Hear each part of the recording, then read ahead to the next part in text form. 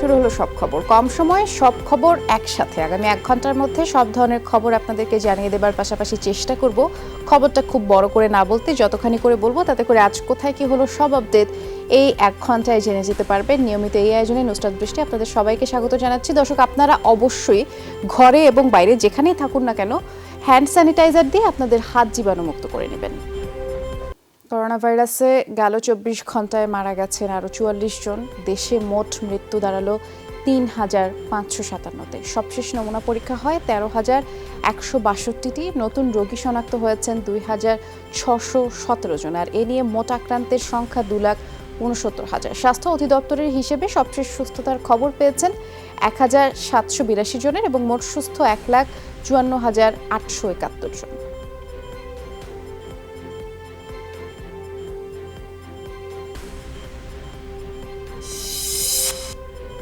এ মাসের শেষেই বেশ কিছু সরকারি হাসপাতালে করোনার চিকিৎসা বন্ধ হচ্ছে এবং আগের মতোই সাধারণ রোগীদের সেবা দেওয়া শুরু হবে, এমনটি জানিয়েছেন স্বাস্থ্যমন্ত্রী জাহিদ মালিক। মন্ত্রণালয়ের সভাকক্ষে ক্যান্সার হাসপাতাল নির্মাণ নিয়ে বৈঠক শেষে মন্ত্রী দাবি করেছেন দেশে করোনার সংক্রমণ এবং মৃত্যু কমে গেছে। জাহিদ মালিক আরও জানিয়েছেন কিডনি ও হৃদরোগের বিশেষায়িত চিকিৎসায় 8 বিভাগের 8টি 15 তলার হাসপাতাল নির্মাণ করবে সরকার। এতে সব রোগের চিকিৎসায় বিদেশমুখী প্রবণতা কমবে বলেও আশাবাদী মন্ত্রী। প্রকোপটা কমে আসছে এবং আমাদের করোনার বাইরে যে রোগী আছে, নন কোভিড রোগী, তারা কিন্তু সংখ্যায় অনেক।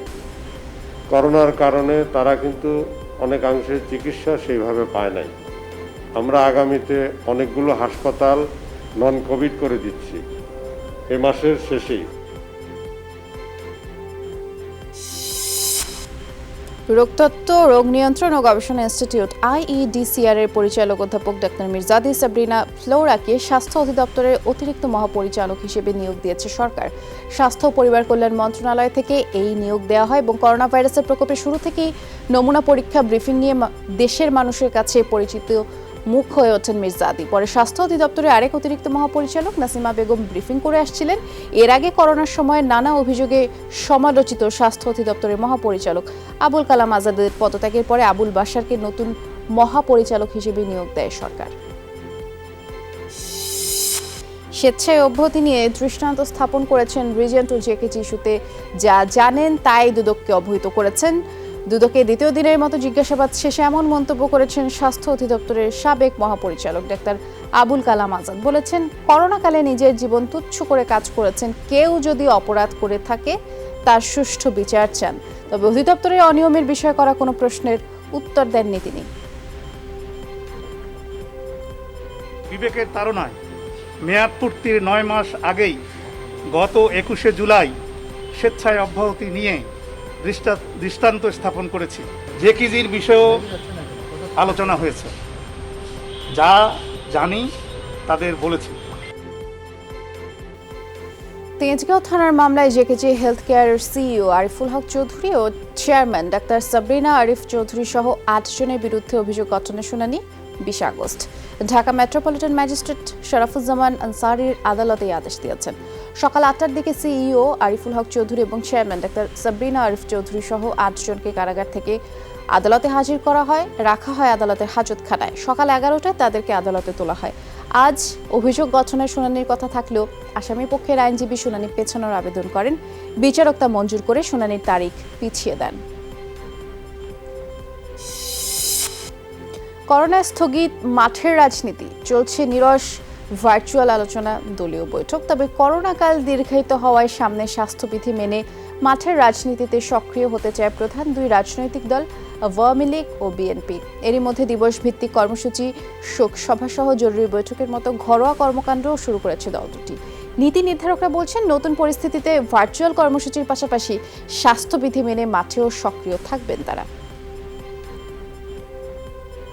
লোক মনে হয় যে অফিসের কথা ভুললেই গেছে, অফিসের দিকে সেরকম মুভমেন্ট নাই। মিটিং সিটিং হলে 2-1 আসে। তখন গত 8 তারিখে মিটিং ছিল 2টা, তখন আসছিল। সীমিত পরিসরে স্বাস্থ্যবিধি মেনে রাজনৈতিক কর্মকাণ্ড চলছে, অনলাইনে নানা আলোচনা হচ্ছে, সেগুলো গণমাধ্যমগুলো প্রচার করছে।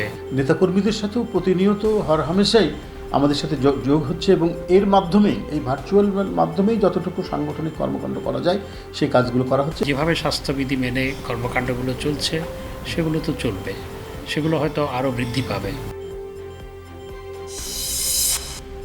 সিনহা রাশেদ হত্যা মামলায় বেরিয়ে এলো চাঞ্চল্যকর তথ্য। পুলিশ গুলি করার পর যাদেরকে সাক্ষী দেখায় তাদের মধ্যে নাজিম উদ্দিন নাজু নামের আসামির সাথে ইন্সপেক্টর লিয়াকতের রহস্যজনক যোগাযোগের তথ্য পেয়েছেন তদন্তকারীর এবং সেটি সূত্র ধরেই পুলিশের মামলার সাক্ষী 3 জনকে গ্রেফতার করেছে র্যাব। যমুনা টেলিভিশনের হাতে আসা ইন্সপেক্টর লিয়াকতের কল লিস্ট বিশ্লেষণে সেই রহস্যের উত্তর মিলেছে।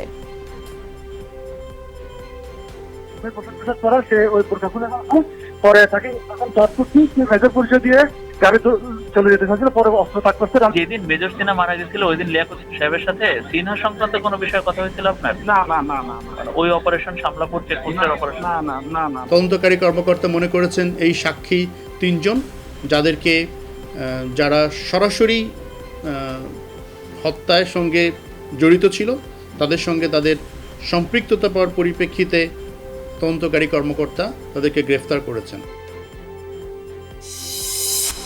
গত 10 বছরে অন্তত 3000 মানুষ পুলিশ ও র্যাবের হাতে বিচার বহির্ভূত হত্যার শিকার হয়েছে বলে অভিযোগ করেছেন বিএনপি মহাসচিব মির্জা ফখরুল ইসলাম আলমগীর এবং জানিয়েছেন মেজর সিনহা সহ সব বিচার বহির্ভূত হত্যাকাণ্ডের বিচার চায় বিএনপি। সকালে ভার্চুয়াল ব্রিফিংয়ে বিচার বহির্ভূত হত্যাকাণ্ড নিয়ে কথা বলেন মির্জা ফখরুল। বলেন, অবসরপ্রাপ্ত মেজর সিনহা হত্যার প্রতিবাদে মানুষ সরব হওয়ায় তার পরিবার সাহস পাচ্ছে। ক্রসফায়ারের ঘটনা সাজানো নাটক, ঠান্ডা মাথায় হত্যা এবং সরকারকে টিকিয়ে রাখার অবৈধ পন্থা বলেও মন্তব্য করেন বিএনপি মহাসচিব। ভিন্ন মত থাকার অপরাধে তাদেরকে তুলে নিয়ে আসা হয়েছে, তাদের গ্রেফতার দেখানো হয়েছে, তাদেরকে নিয়ে গিয়ে অস্ত্র খোঁজার নামে তাদেরকে ক্রস ফায়ার করে হত্যা করা হয়েছে। অসংখ্য ঘটেছে। গণতন্ত্রের জন্য যে আন্দোলন, মানুষের অধিকার রক্ষার জন্য যে আন্দোলন, সেই আন্দোলনগুলোকে দমন করা হয়েছে। বিমানের টিকিট নিয়ে নানা ধরনের ভোগান্তিতে পড়েছেন প্রবাসীরা। করোনা পরিস্থিতিতে বন্ধের পরে সংযুক্ত আরব আমিরাত ও কাতারে শ্রমবাজার খোলায় বেশি বিপাকে প্রবাসী শ্রমিকরা। সকালে নানা সমস্যা নিয়ে মতিঝিল বিমান অফিসের সামনে ভিড় করেন প্রবাসীরা। অভিযোগ করেন, যাদের টিকিটের মেয়াদ শেষ হয়ে গেছে তাদের টিকিট রিনিউ বা অর্থ ফেরতের বিষয়ে কিছুই বলছে না কর্তৃপক্ষ। আবার মধ্যপ্রাচ্যের দেশগুলোর রুট খোলায় অনেকেই নতুন টিকিট নিতে এসেও পাচ্ছেন না। টিকিট প্রত্যাশীদের অভিযোগ, দালাল কিংবা ট্রাভেল এজেন্সিতে বাড়তি টাকা দিলেই কাঙ্ক্ষিত টিকিট মিলছে। আমার করোনা ভাইরাসের 2টো টেস্ট ওকে, এখন আমি যেতে পারলাম না। আমার রীতিমতো আমার এটা হয়রানি হয়ে গেছিল। এরা তো বলে দিতে পারতো যে তাহলে যাইতে পারবে না, তাহলে আগে থেকে ওইটা অ্যাপ্রুভমেন্ট নিয়ে তারপর টিকিট কনফার্ম করতে। তাহলে মানুষের হয়রানি না, 72 ঘন্টা ডেট চেঞ্জ হয়ে গেলে আবার আপনার করোনা ভাইরাস পরীক্ষা করা লাগবে। টিকিটের সাথে করোনা সার্টিফিকেটের সাথে সময়ের সমন্বয় নেই, সময়ের সমন্বয় হচ্ছে না, যার কারণে সাংঘাতিক একটা প্রকার। 6 মাসের ওভার হয়ে গেছে, আমাদের ডিসিশন হয় না। ইমেল পাঠাইছে ইমার্জেন্সি ভিত্তিতে, 2 দিন পরে ইমেল আসবে। এখন আসলাম, এখন আবার বলতেছে যে রবি সোমবারে আসেন।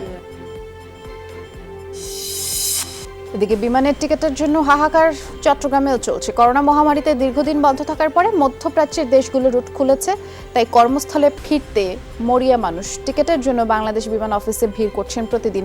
অনেকেই লাইনে দাঁড়ান ভোর থেকে, কিন্তু মধ্যপ্রাচ্যে যাওয়ার কোনো টিকিট নেই বলেই সবাইকে ফিরিয়ে দেওয়া হচ্ছে। এখানেও সেই একই অভিযোগ, বাড়তি টাকা দিলেই দালালের কাছে টিকিট মিলছে। 63,000 থেকে 1,10,000 পর্যন্ত এই টিকিটের দাম উঠতেছে বর্তমানে। আর যাদের রিটার্ন টিকিট আছে, মনে করো আমার রিটার্ন টিকিট আছে, আমার কাছে 25-এ আপ চাইতেছে। এই মাসের 19 তারিখ আমার ওকে আছে যাবার, ঠিক আছে। ওরা বলছে এখন ক্যান্সেল হয়ে গেছে। কি জন্য ক্যান্সেল হয়েছে? 7 আমি ট্রাভেলস থেকে 28 তারিখ জন্য টিকিট লইছি, এই অবস্থা। কিন্তু অফিসে যাইলে আমাদের সাথে কথা বলে না, টিকিট নাই। উত্তরাঞ্চলে বন্যার পানি নেমে গেলেও মধ্যাঞ্চলে গতি খুবই ধীর। ঢাকার আশপাশের নিচু এলাকা এখনও প্লাবিত। কেরানীগঞ্জ, গাজীপুর, টঙ্গী, ধামরাই, সাভারের নিম্নাঞ্চল থেকে পানি সরছে না। পদ্মার পানি কমলেও শরীয়তপুর, টাঙ্গাইলের নদী ভাঙনে বসতভিটা হারিয়ে বহু পরিবার নিঃস্ব। বন্যার পরে উত্তরাঞ্চলের ঘরবাড়িতে ফিরছেন বানভাসীরা। পুনর্বাসন প্রক্রিয়াও চলছে চরাঞ্চলে। তবে এখনও এসব এলাকায় রান্না করা খাবার কিংবা বিশুদ্ধ পানির সংকট রয়েই গেছে। দেখা দিয়েছে ডায়রিয়া সহ পানিবাহিত নানা রোগ। বন্যায় আমাদের ঘরে বাড়িতে পানি উঠছে, আমরা কিছুই পাই নাই। বাড়ি ঘর ভেঙে গেছে, পোলা পানি না খেয়া রয়েছি, কামাই নাই, রুজি নাই। মেম্বার চেয়ারম্যান না হে দেখায় তারা চোখ বুঝা চাই কন্যমুখী।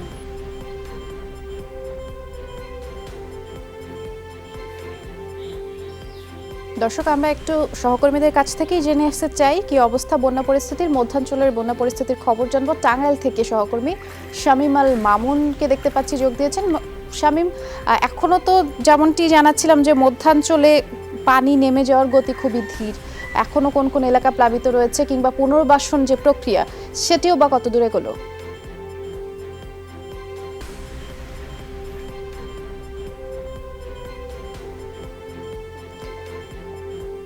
পরপরই কিন্তু টাঙ্গাইলে প্রধান যে দুই নদী রয়েছে, টাঙ্গাইলে প্রধান যে দুই নদী রয়েছে, যমুনা এবং ধলেশ্বরী নদী, এই দুই নদীর পানি কিন্তু বিপদসীমার উপর দিয়ে প্রবাহিত হয় এবং টাঙ্গাইলে প্রায় 11টি উপজেলা কিন্তু উপজেলার কিছু কিছু অংশ এবং নিম্নাঞ্চল শহর অনেক জায়গায় কিন্তু প্লাবিত হয় এবং আজকে পর্যন্ত দেখা গেছে যে যমুনা এবং ধলেশ্বরী নদীর পানি কিন্তু অনেকটাই, তবে স্থানীয় যে লোকালয় এবং অঞ্চলগুলোতে পানি ঢুকে পড়েছে সেগুলো থেকে কিন্তু পানি তেমন একটা বের হতে পারছে না, যার ফলে হচ্ছে যে পানি কিন্তু খুব ধীর গতিতে কমছে। আর পুনর্বাসনের কথা বললেন আপনি, আপনাকে জানিয়ে রাখি যে পুনর্বাসনের জন্য বাংলাদেশ সরকারের টাঙ্গাইল জেলার পক্ষ থেকে কিন্তু জেলা প্রশাসনের পক্ষ থেকে প্রায় 15 লক্ষ টাকা এবং প্রায় 13 মেট্রিক টন চাল কিন্তু বানবাসীদের মধ্যে বিতরণ করা হয়েছে। এবং আরেকটি বিষয় জানিয়ে রাখি যে তাদেরকে জন্য যে টিন এবং নগদ অর্থ কিন্তু তাদেরকে প্রদান করা হচ্ছে যেন তারা পুনর্বাসনের জন্য তাদের ঘর বাড়িতে ফিরতে পারে এবং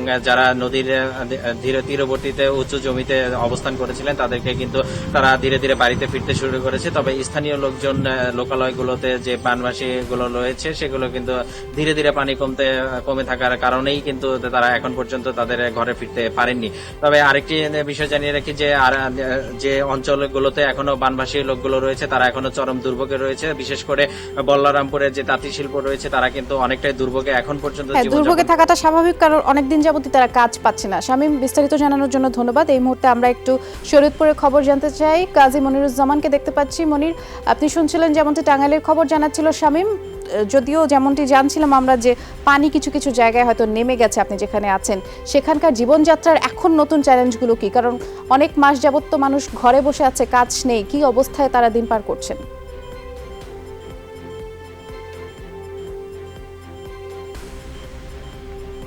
মোটা দাগে যদি বলি, ক্ষতিগ্রস্ত ঘর বাড়িগুলো মেরামত করা আর 4050 হেক্টর জমির ফসল ক্ষতিগ্রস্ত হয়েছে, সেই ক্ষতিগ্রস্ত জমিগুলো প্রস্তুত করা, চাষাবাদ করা নতুনভাবে এবং যারা ভাঙনের শিকার হয়ে বিভিন্ন জায়গায় অন্যের জমিতে আশ্রয় নিয়েছেন তাদের নতুন ঠিকানা এখন খুঁজে পাওয়াই কিন্তু বড় চ্যালেঞ্জ বৃষ্টি।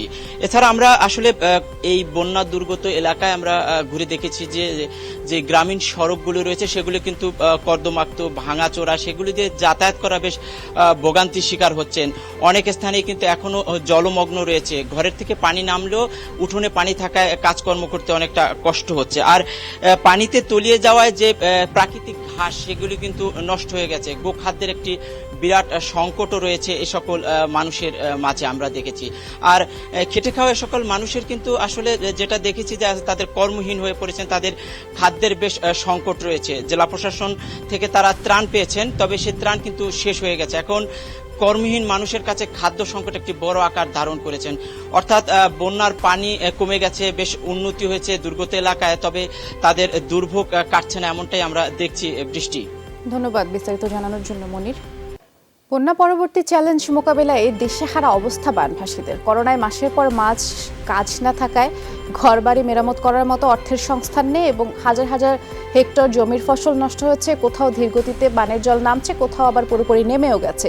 প্রায় 2 মাস পানিতে ডুবে থাকা আবাসস্থলগুলোই সবচেয়ে বেশি ক্ষতিগ্রস্ত হয়েছে। কুড়িগ্রামের দুর্গত এলাকার প্রায় প্রতিটি পরিবারেরই এমন দুর্দশা। আর এই অবস্থায় অসহায় মানুষগুলোর একমাত্র ভরসা সরকারি সহায়তা। অন্যদিকে তলিয়ে গেছে বোনা আমন এবং রোপা আমনের বীজতলা, পাট, তিলসহ শাকসবজির ক্ষেতেরও একই অবস্থা। 2 দফা বন্যায় নষ্ট হয়েছে 10,500 হেক্টর জমির ফসল। খাট পালং যা চৌকি ভাঙিয়ে সব তলে গেছে। যতক্ষণ করি অতক্ষণ খাই, তাছাড়া আমাদের কোনো নেই, আর্থিক অবস্থা নেই। হাত পায়ে গা উঠে গেছে। এখন তো মনে করেন যে বাড়ি আশেপাশে কোনো চিকিৎসা বাড়ি ঠিক করবো না খাবার জোগাড় করবো। মেম্বার চেয়ারম্যান এরাও তো আমাদের সহযোগিতা করতেছে না। আমরা পর্যাপ্ত টিনের জন্য আমরা চাহিদা দিয়েছি। আমরা টিন আসলে এবং টিনের সাথে টাকা 3,000 টাকা সেটা আমরা যারা ক্ষতিগ্রস্ত তাদের মাঝে দেব। কৃষকের যে আর্থিক ক্ষতিগুলো তারা হয়ে গেল সেই ক্ষতিটাকে আমরা পুষায় উঠতে পারবো বলে আমরা কৃষি সম্প্রসারণ দপ্তর থেকে আমি মনে করি। মাদকদ্রব্য সন্দেহে মোংলা বন্দরে আমদানি করা 4টি কন্টেইনার জব্দ করেছে কর্তৃপক্ষ। কাস্টম চেয়ারম্যান জানিয়েছেন, পুরান ঢাকার আয়েশা ট্রেডার্স এবং তাজ ট্রেডার্স 4 কন্টেইনারে উৎসব পণ্য আমদানির ঘোষণা দিয়েছিল, কিন্তু পরীক্ষা করে পাওয়া যায় সে আমদানি নিষিদ্ধ পণ্য। আর প্রাথমিকভাবে এসব পণ্য নিষিদ্ধ মাদক বলেও কাস্টমস কর্তৃপক্ষ সন্দেহ করছে, তাই পণ্যগুলো জব্দ করা হয়েছে। ওই কন্টেইনারগুলোয় কী ধরনের মাদক আছে তা তদন্ত করতে বিশেষজ্ঞ একটি দল খুলনা থেকে ঘটনাস্থলে রওনা দিয়েছে। আমদানিকারকের ঘোষণা ছিল এগুলা, এখানে টেনিস বল, তারপরে স্নো স্প্রে, তারপরে ব্যাডমিন্টন, বিভিন্ন ধরনের ফেস্টিভ্যাল গুডস, এই ধরনের বৈধ মালামালের ঘোষণা ছিল। তো পরবর্তীতে আমরা যখন সবার উপস্থিতিতে এগুলো খুলে এখানে অনেকগুলো বস্তা পাওয়া গেল। সেই বস্তার মধ্যে পোস্তদানা, যেটা আমাদের প্রাথমিকভাবে আমরা মনে করতেছি এটা আমদানি নিষিদ্ধ পণ্য। তো সেগুলা আমদানি নিষিদ্ধ পণ্য আমদানি করার কারণে আমরা সংশ্লিষ্টদের বিরুদ্ধে আমরা ব্যবস্থা গ্রহণ করব। একটু বাড়তি করে জানবো দর্শক এ বিষয়ে। বাগেরহাট থেকে সহকর্মী ইয়ামিন আলী আমাদের সাথে যুক্ত আছেন। ইয়ামিন, একটু জানাবেন কি, যেমনটি শুনছিলাম যে এটি আমদানি নিষিদ্ধ পণ্য এবং বিশেষজ্ঞ একটি দলও বন্দরে পৌঁছানোর কথা, তারা পৌঁছাচ্ছে কিনা এবং এই পরীক্ষার ফলাফল কখন নাগাদ জানা যাবে?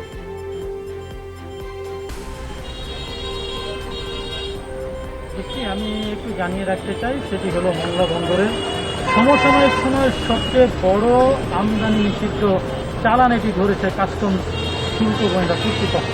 তারা কিন্তু আগে থেকে নজরদারি করতেছিল, তাদের কাছে একটি গোয়েন্দা রিপোর্ট ছিল যে এই ধরনের একটি আমদানি নিষিদ্ধ পণ্য এখান থেকে বের হয়ে যাবে বা আমদানি হবে।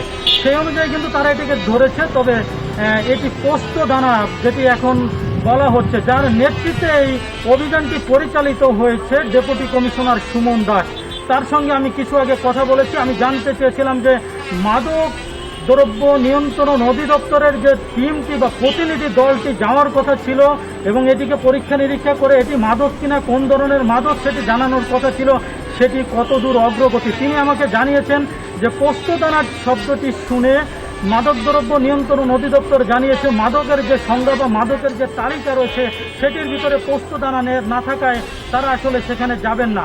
এই কারণে কিন্তু সেটি পরীক্ষা নিরীক্ষা হচ্ছে না। পরীক্ষা নিরীক্ষার পরে হয়তো আমরা ফাইনালি জানতে পারবো আসলে কি অবস্থা সেখানকার। ইয়ামিন, ধন্যবাদ যোগ দেবার জন্য। সাবেক ফার্মার্স ব্যাংকের ঋণ জালিয়াতির মামলায় সাবেক প্রধান বিচারপতি এস.কে সিনহার বিরুদ্ধে অভিযোগ গঠনের আদেশ দিয়েছেন আদালত। এস.কে সিনহা সহ পলাতক 8 আসামির বিরুদ্ধে গ্রেফতারি পরোয়ানা জারি করা হয়েছে। সকালে ঢাকার বিশেষ জজ আদালত 4-এর বিচারক শেখ নাজমুল আলম এই আদেশ দিয়েছেন। আগামী 24 আগস্ট থেকে সাক্ষ্য গ্রহণ শুরু হবে। ফার্মার্স ব্যাংক থেকে 4 কোটি টাকা আত্মসাৎ ও পাচারে অভিযুক্ত 11 জনের মধ্যে 8 জনই পলাতক, দেশে 3 জন আছেন। আর তারা হলেন প্রতিষ্ঠানটির ভাইস প্রেসিডেন্ট মাহবুবুল হক চিশতি, সাবেক ব্যবস্থাপনা পরিচালক এ.কে.এম. শামীম ও সাবেক ক্রেডিট প্রধান গাজী সালাউদ্দিন। পলাতক 8 জন হলেন ফার্মার্স ব্যাংকের first vice president Swapan Kumar Roy, senior vice president Ziauddin Ahmed, first vice president Shafiuddin Askari, vice president Lutful Haque, টাঙ্গাইলের ব্যবসায়ী শাহজাহান, একই জেলা নিরঞ্জন চন্দ্র সাহা, শান্তি রায় এবং তার স্বামী রণজিৎ চন্দ্র সাহা। গঠনের জন্য দিন ধার্য ছিল।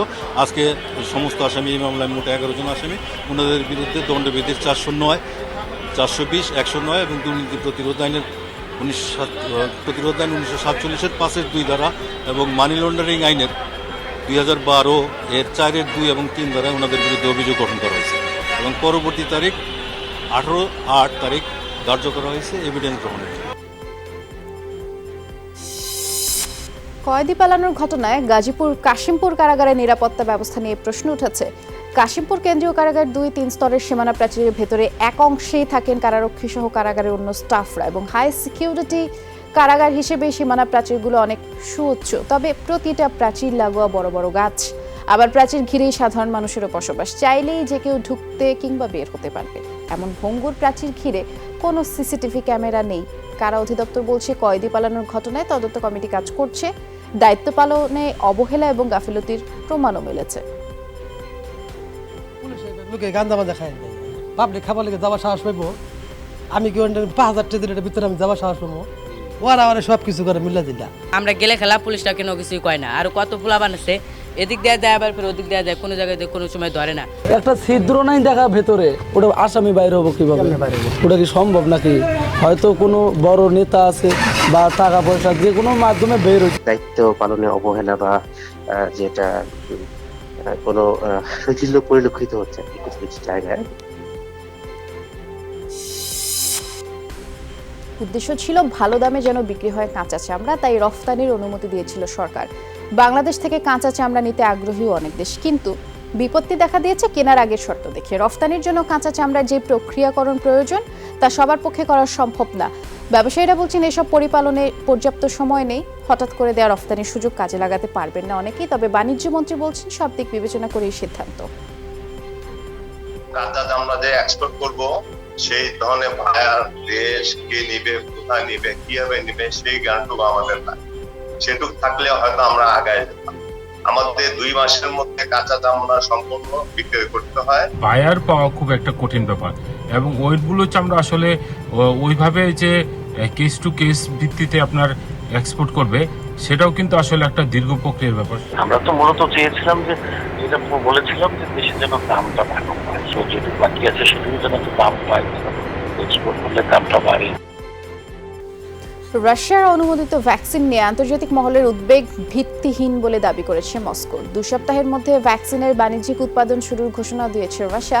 এদিকে অক্সফোর্ড ইউনিভার্সিটি ও অ্যাস্ট্রাজেনেকা ফার্মাসিউটিক্যালসের পরীক্ষামূলক ভ্যাকসিনটি উৎপাদনে বড় অঙ্কের চুক্তি করেছে মেক্সিকান ধনকুবের কার্লোস স্লিমের প্রতিষ্ঠান। বিদেশি বন্ধুরা ভ্যাকসিন নিয়ে যে মত দিচ্ছেন সেগুলো ভিত্তিহীন বলেই আখ্যা দেব। আসলে তারা প্রতিযোগিতায় রাশিয়ার সুবিধা প্রাপ্তি নিয়েই বেশি ভাবছেন। এক এক দেশ কিন্তু গবেষণায় নানা ধরনের মানদণ্ড অনুসরণ করছে। ক্লিনিক্যাল তথ্য ও জ্ঞানের আলোকেই সমাধান বের করেছে রাশিয়া, আর এটাই সবচেয়ে নিরাপদ পথ। এই মুহূর্তে আমাদের দায়িত্ব মানুষকে সচেতন করা, কারণ জনগণের জানা উচিত এই ভ্যাকসিন কিভাবে কাজ করে, এত কম সময়ের মধ্যে কিভাবে বাজারজাতকরণ সম্ভব। যথেষ্ট সংখ্যক মানুষের উপর ট্রায়ালও হয়নি। ইউরোপ আমেরিকার মতো আমাদের পরীক্ষার ফল প্রকাশ করা হয় না। সে সুযোগ থাকলে বিশেষজ্ঞরা স্বাধীনভাবে মত দিতে পারতেন, তখন বিশ্বাসযোগ্যতাও তৈরি হতো। বিশ্বজুড়ে করোনায় মৃতের সংখ্যা 7.5 লাখ ছাড়িয়েছে। একদিনে আরও 6,600 প্রাণ কেড়ে নিয়েছে ভাইরাসটি। নতুন সংক্রমণ শনাক্ত হয়েছে 3.25 লাখ, ফলে মোট আক্রান্ত 2.8 লাখের বেশি মানুষ। যুক্তরাষ্ট্রে 24 ঘন্টায় প্রায় 1400 মানুষ মারা গেছেন। ব্রাজিলে নতুনভাবে প্রায় 1200 মৃত্যুতে প্রাণহানি 1,04,000 ছাড়িয়েছে। ভারতে নতুন 67,000-এর বেশি রোগী শনাক্ত হয়েছে। মেক্সিকোতে প্রাণহানি 55,000 ছুঁই। নিউজিল্যান্ডে 3.5 মাস পরে নতুন করে করোনার বিস্তার শুরু হওয়ার 2 দিনের মধ্যেই নতুন সংক্রমণ শনাক্তের সংখ্যা জ্যামিতিক হারে বেড়েছে। পরিস্থিতির অবনতি অব্যাহত ফ্রান্স সহ ইউরোপের কিছু দেশে। সংক্রমণ বৃদ্ধির মধ্যেই শিক্ষা কার্যক্রম স্বাভাবিক করা নিয়ে বিতর্ক চলছে যুক্তরাষ্ট্র, যুক্তরাজ্য সহ নানা দেশে। পরিস্থিতির আরো অবনতি হবে ধরে নিয়ে প্রস্তুতি নেওয়া হচ্ছে। প্রাথমিক তথ্য উপাত্ত বলছে আগামী কদিনে করোনা পজিটিভের তালিকায় আরো অনেক নাম যুক্ত হবে। দীর্ঘদিন স্কুল না থাকায় খেলাধুলা বন্ধ হয়ে যাওয়ায় কম্পিউটার শক্তি ক্ষয় করছে শিশুরা। বাধাগ্রস্ত হচ্ছে মস্তিষ্কের বিকাশ। সাধারণ ফ্লুতে 18 বছরের কম বয়সীদের যে মৃত্যুহার, সে তুলনায় করোনা ভাইরাসে শিশু মৃত্যুহার 0-এর কাছাকাছি। সব মিলিয়ে স্বাস্থ্যবিধি মেনে চললেই স্কুল খুলে দেওয়া সম্ভব বলে মনে করি। করোনা ভাইরাস নিয়ে ভুল তথ্যের কারণেই বিশ্বের বিভিন্ন দেশে প্রাণ গেছে কমপক্ষে 800 মানুষের। তথ্যের অপপ্রচারে মহামারীর প্রথম 3 মাসে এই প্রাণহানি। আমেরিকার journal of tropical medicine and hygiene সাময়িকীতে প্রকাশিত এক গবেষণায় এসব তথ্য উঠে এসেছে, এবং বেশিরভাগই অসুস্থ হয়েছেন মেথানল বা অ্যালকোহলিক পরিষ্কারক পানে, আর তা থেকেই মৃত্যু। বাংলাদেশ ফুটবল ফেডারেশনের সহসভাপতি এবং জাতীয় দলের সাবেক ফুটবলার বাদল রায় করোনায় আক্রান্ত হয়েছেন। ঈদের আগে নিজ বাসায় পড়ে গিয়ে মাথায় ব্যথা পেয়ে রাজধানীর একটি হাসপাতালে ভর্তি করা হয়েছিল তাকে। 2 দিন হাসপাতালে থাকার পরে বাসায় ফেরেন বাদল রায়। বুধবার রাতে রিপোর্ট পেলে করোনায় আক্রান্তের বিষয়টি নিশ্চিত হয় জাতীয় দলের সাবেক এই ফুটবলার, এবং এখন বাসা থেকেই চিকিৎসা নিচ্ছেন তিনি। দেশবাসীর কাছে দোয়া চেয়েছেন।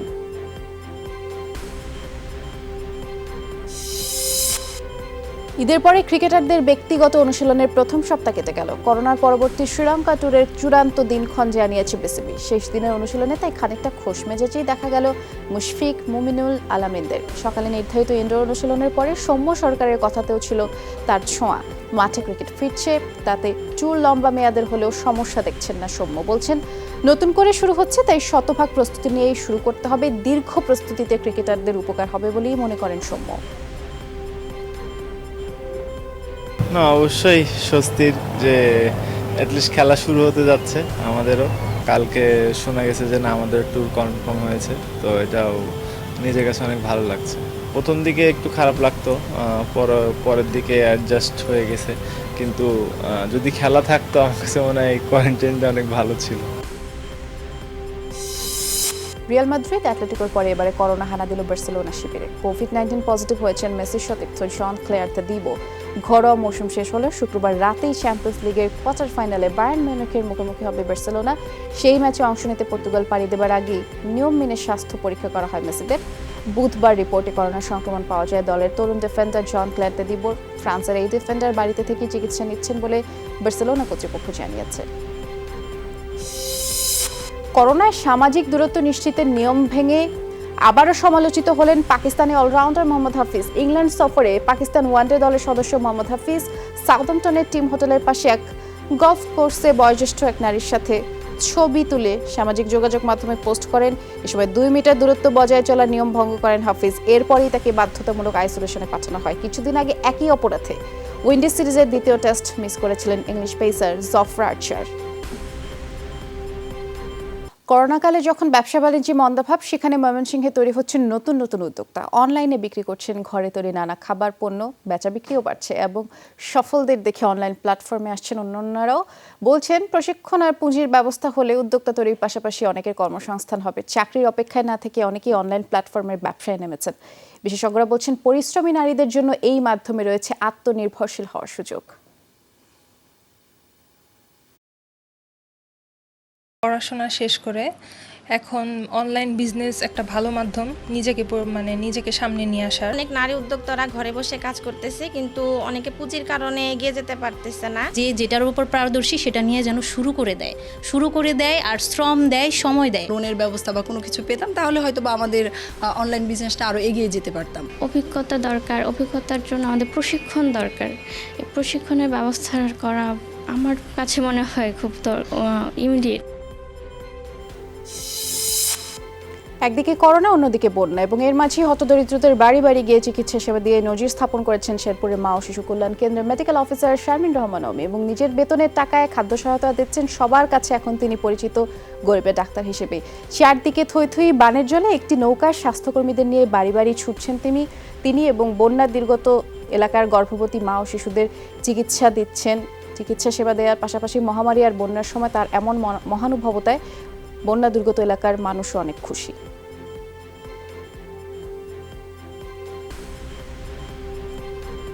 তো রাস্তাঘাট বন্ধ, বাবুরে চিকিৎসা করতে নিয়ে যেতে পারতেছি না। ডাক্তাররা এসে চিকিৎসা করে ওষুধপাতি দিয়ে যাচ্ছে। নৌকা যায় বাড়ি বাড়ি আয়া আঙ্গর চিকিৎসা বাবদ করে গেছে, নাহলে এছাড়া তার আঙ্গর কোনো উপায় নাই। বন্যাপাত প্লাবিত হয়ে গেছে, তো এই জন্য চেষ্টা করছি যতটুকু পারছি। আমি আমার ছোট্ট পরিসরে আমার পরিবার পরিকল্পনা টিম নিয়ে আমি বাড়ি বাড়ি যেয়ে মা বোনদের এবং শিশুদেরকে চিকিৎসা দেওয়ার চেষ্টা করছি। ওষুধপত্র দিয়ে আমি নিজে খুব ভালো লাগছে এবং আমি এতে দেখে অনুপ্রাণিত হচ্ছি যে বন্যার্তদের সাহায্য করার জন্য। মূল আসামি বাইরে, কিন্তু টাকার বিনিময়ে জেল খাটছেন অন্য এক ব্যক্তি। সম্প্রতি আদালতে শুনানির সময় আনোয়ার নামে এক দাগী আসামি জালিয়াতি ধরা পড়ে। পুলিশের তালিকায় চিহ্নিত মাদক কারবারি আনোয়ার হোসেন বাড়ি কুমিল্লার ব্রাহ্মণপাড়া উপজেলার গঙ্গানগর গ্রামে। তার বিরুদ্ধে 8টি মাদকের মামলা রয়েছে। আত্মসমর্পণ করলেই জেলে যেতে হবে, তাই নুরুল ইসলাম নকল আসামি সাজিয়ে ফেলেন আনোয়ার। এবং 2019 সালের এক মামলায় আবু হানিফ নামের একজন 50,000 টাকা দেয়া চুক্তিতে আনোয়ার সাজিয়ে গত 8 জুলাই আদালতে আত্মসমর্পণ করেন এবং সেই থেকে আনোয়ারের হয়ে হানিফি জেল খাটছেন। ওই পক্ষের উকিল সাহেব যে জামিন চাইছিল, সে বললো যে স্যার এটা আমার জানা ছিল না, আমি আর মামলাটা মুভ করবো না। এই কথা আসামি পক্ষের উকিল বলাতে জজ সাহেব মামলাটা রিজেক্ট করেছে। প্রাথমিকভাবে সে স্বীকার করছে যে সে জানতো বিষয়টা, এই কারণে সে আসলে একটা লোভে পড়ে আসছে। এই জাতীয় ঘটনা যদি আমাদের আদালত অঙ্গনে একের পর এক ঘটে তাহলে আদালতের স্বাভাবিক নিরাপত্তাটা বিঘ্নিত হবে। শরীয়তপুরের ডামুড্ডা ইউএনও কার্যালয়ের অফিস সহায়ক হালিমা খাতুনের বিরুদ্ধে চাকরি দেওয়ার নামে লাখ লাখ টাকা হাতিয়ে নেওয়ার অভিযোগের সত্যতা মিলেছে এবং জেলা প্রশাসক জানিয়েছেন হালিমা খাতুনকে চাকরি থেকে সাময়িক বরখাস্ত বিভাগীয় মামলাও হয়েছে। তদন্ত প্রতিবেদনটি দুদকে পাঠানো হবে বলেও জানান জেলা প্রশাসক।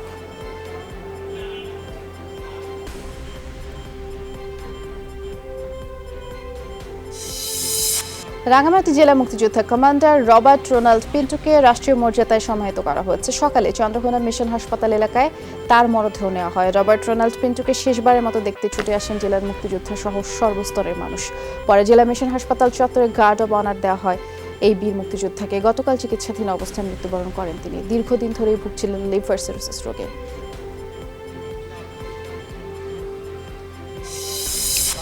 রাঙামাটিতে করোনা পরীক্ষায় পিসিআর ল্যাবের কার্যক্রম বুধবার থেকে শুরু হয়েছে। এতে করে 8 জনের শরীরে করোনা ধরা পড়েছে। সিভিল সার্জন অফিসের করোনা বিষয়ক ফোকাল পার্সন জানিয়েছেন 5 দিন আগে রাঙামাটি জেনারেল হাসপাতালে পিসিআর ল্যাব উদ্বোধন করা হয়। তবে গতকাল নমুনা সংগ্রহের কার্যক্রম শুরু হয়। পরীক্ষা হয় 34 জনের, এতে করে 8 জনের করোনা ধরা পড়ে।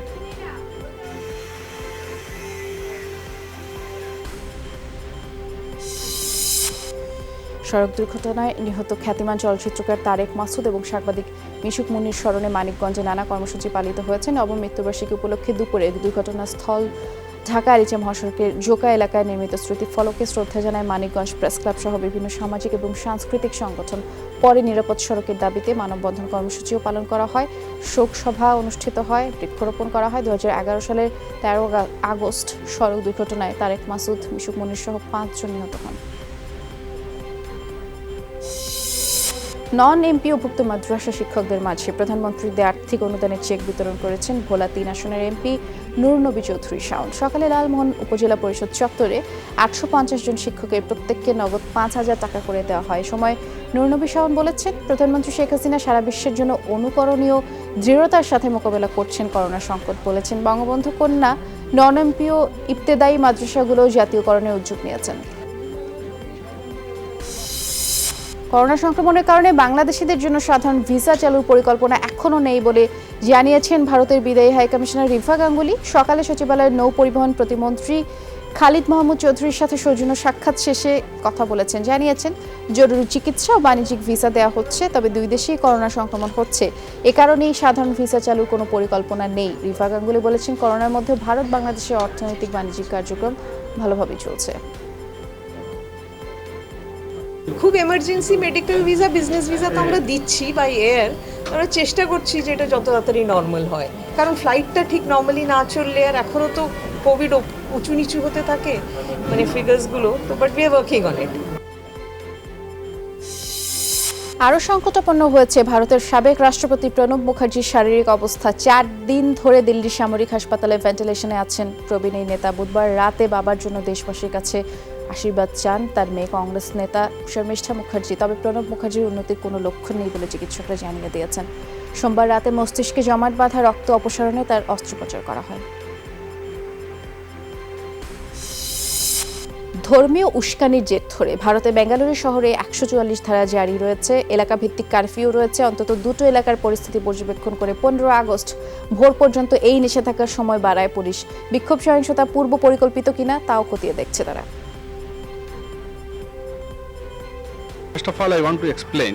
মহানবী সাল্লাল্লাহু আলাইহি ওয়াসাল্লামকে তাচ্ছিল্যের পর শুরুতে মুসলিম সংগঠনগুলোর প্রতিনিধিরা থানায় গিয়ে 8 ঘন্টা ধরে অভিযোগ দায়েরের চেষ্টা করেন।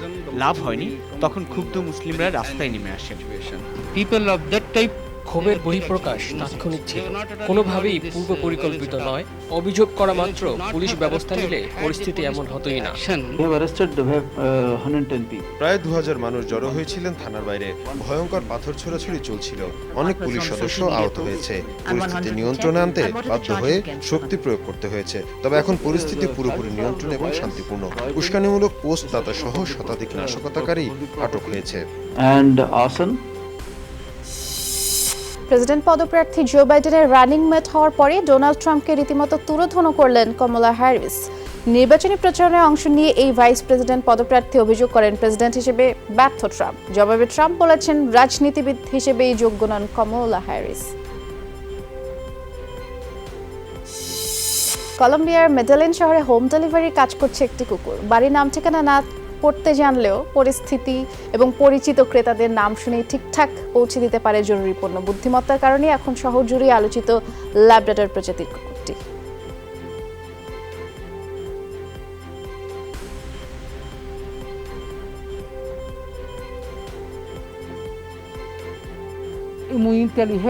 খুব বুদ্ধিমান কুকুর। এই দুঃসময়ে সে আমাদের বাড়িতে জিনিসপত্র পৌঁছে দেয়। ওর কারণেই দোকানে না গিয়ে ঘরে থাকা সম্ভব হচ্ছে। শুরুতে একটা বাসায় পাঠাতাম ওকে, এখন বেশ কয়েকটি বাড়ি চেনে সে। বুঝিয়ে দিলে ঠিক বাড়িতে এই পণ্য পৌঁছে দিতে পারে। দর্শক, আজকের সব খবরের আয়োজন এখানেই শেষ করে দিচ্ছি। যেতে যেতে মনে করিয়ে দিতে চাই, অবশ্যই আপনারা যেখানেই থাকুন না কেন, ঘরে কিংবা বাইরে হ্যান্ড স্যানিটাইজার দিয়ে হাত জীবাণুমুক্ত করে নেবেন, নিরাপদে থাকবেন। ধন্যবাদ সবাইকে।